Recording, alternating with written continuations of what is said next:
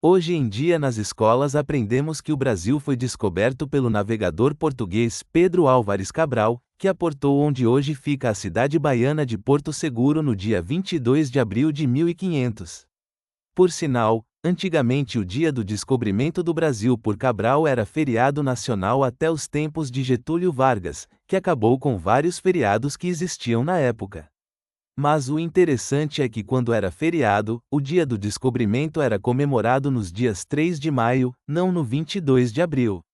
No começo, acreditava-se que o dia em que Cabral chegou no Brasil tinha sido o 3 de maio.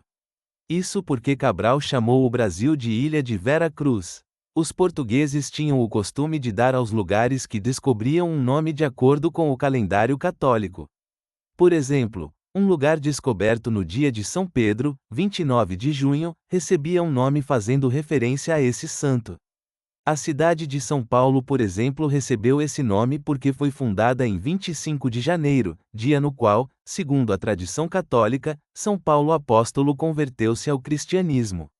Como o nome inicial do Brasil foi Ilha de Vera Cruz, por muito tempo ficou subentendido que o Brasil foi descoberto em 3 de maio, dia da Vera Cruz.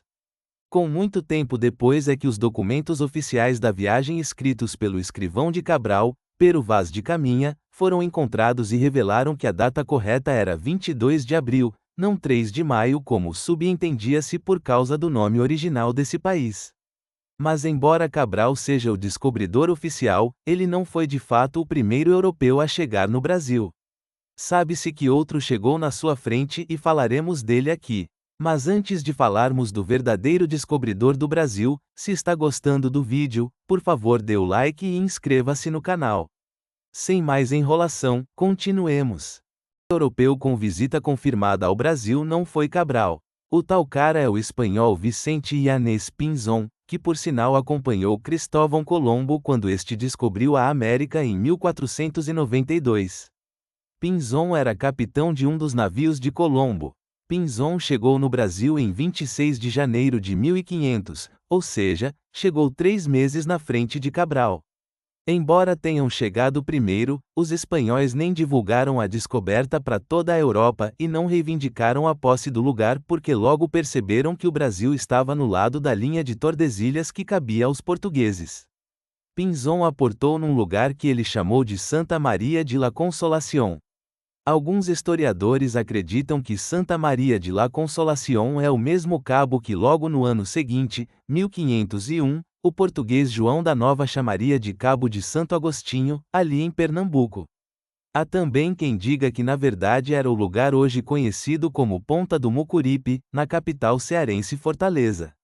Há também quem diga que era o Cabo Orange, na fronteira entre o Amapá e a Guiana Francesa. Depois de sair de Santa Maria de la Consolación, ele partiu e seguiu a costa rumo a oeste até aportar novamente na foz de um grande rio. Ele chamou o lugar de Santa Maria de la Mar Dulce e o tal rio evidentemente La Mar Dulce.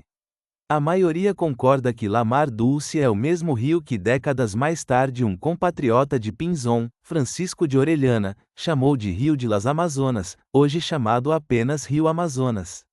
Há quem diga ainda que era o rio Orinoco, na Venezuela. Mas a descrição que ele faz do lugar bate mais com o Amazonas, visto que o escrivão de Pinzón registrou um fenômeno natural chamado de pororoca, que só ocorre no Amazonas. Por sinal, o escrivão de Pinzón também registrou que em La Mar Dulce houve um desentendimento entre castelhanos e indígenas levando a um combate onde alguns homens morreram e os europeus tiveram que se retirar do local. Já Pero Vaz não registrou incidentes com os índios na estada de Cabral por aqui. É interessante lembrar que quando as primeiras propostas de criação do atual estado do Amapá foram feitas ainda na época do Império, propunha-se que o lugar se chamaria Pinsônia em homenagem a Pinzón. Mas a criação do estado só seria aprovada já na República e a ideia de chamá-lo de Pinsônia perdeu força em favor da ideia de chamá-lo pelo nome de um dos rios locais, o rio Amapá Grande. Mas há quem diga que Pinzón também não foi o primeiro europeu no Brasil. Disse que outros europeus chegaram na frente.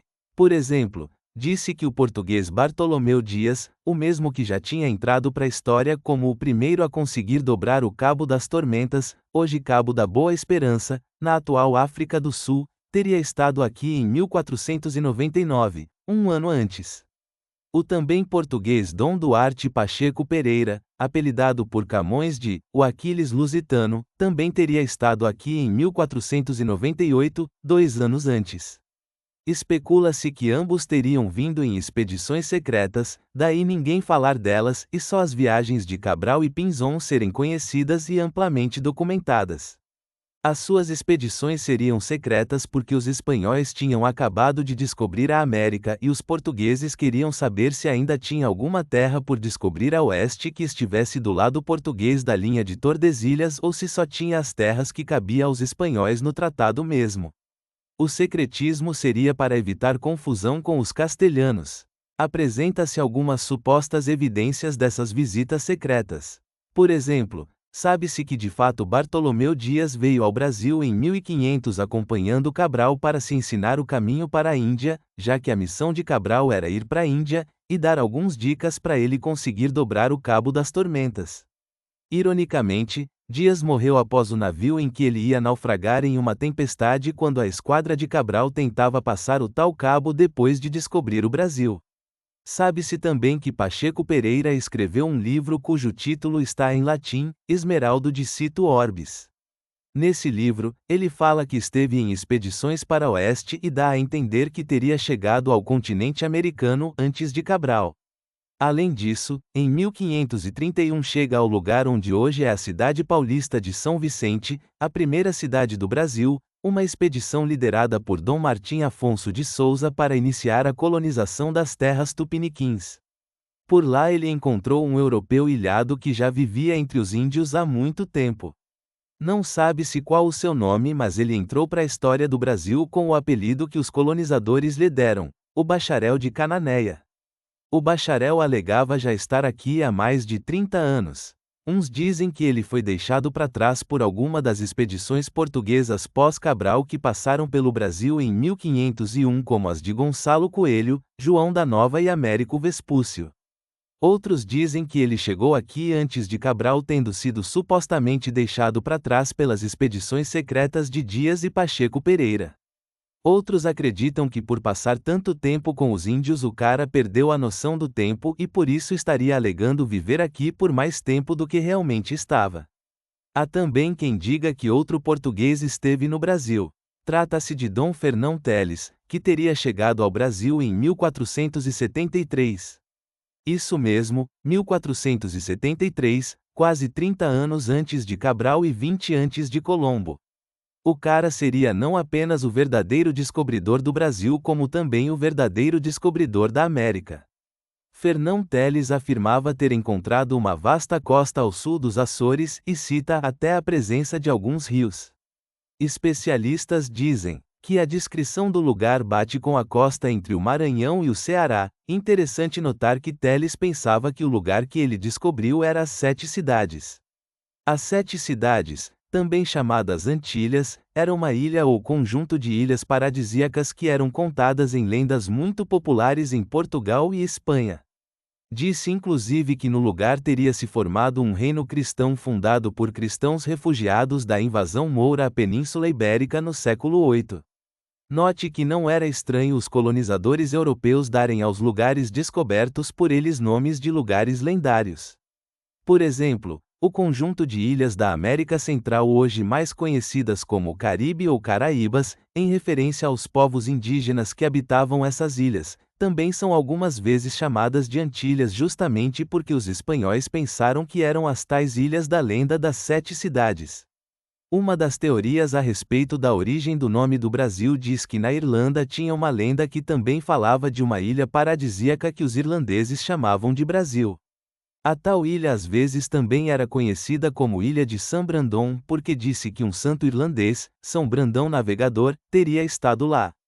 Voltando ao Teles, de início o rei de Portugal Dom Afonso V, o africano, não deu crédito a ele. Mas o seu filho Dom João II, o príncipe perfeito, reconheceu a suposta descoberta das 7 cidades, que supomos ser na verdade o Brasil, numa carta de doação. Como Teles já tinha morrido, a carta de doação colocou o seu genro, um flamengo chamado Ferdinand van Ulme, chamado de Fernão Dulmo pelos portugueses da época, como seu herdeiro, concedendo-lhe a posse das 7 cidades na condição de capitão donatário. Dulmo fez uma expedição para tentar achar as 7 cidades e confirmar a descoberta do sogro. Mas ele nunca achou nada e seus direitos sobre o lugar caducaram e foram esquecidos quando Cabral chegou ao Brasil em 1500. Por fim, é interessante lembrar que há ainda quem diga que ainda lá na antiguidade, milhares de anos antes de Cabral, os fenícios também teriam estado aqui. Tal teoria já é bem antiga, já sendo falada desde o século XVII. A teoria tem o apoio de alguns dos mais importantes intelectuais brasileiros. Foram até encontrados supostos artefatos fenícios no Nordeste no século XIX.